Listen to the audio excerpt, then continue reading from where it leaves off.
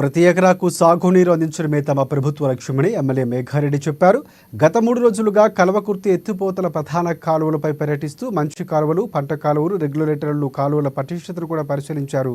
గోపాల్పేట మండలంలోని జాకిడ్డర్ కాలువ, కుడిపల్లి reservoir, D8 అలాగే D5 ప్రధాన కాలువలతో పాటు బుద్ధారం నుంచి కుడి ఎడమ కాలువల పరిశీలన, పెద్దమందడి, కిల్లా ఘనపురం, మామిడిమాడ నేరుడు చెరువు,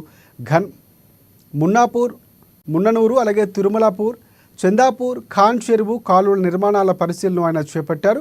క్షేత్రస్థాయిలోనే సమస్యలను పరిష్కరించాలని అధికారులను ఆదేశించారు.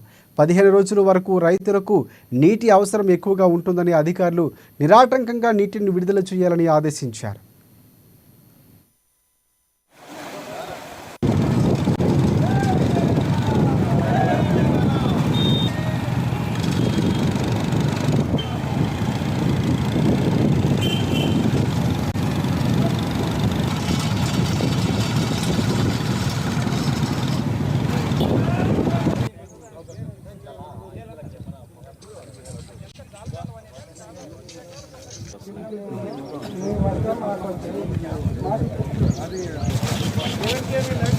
అది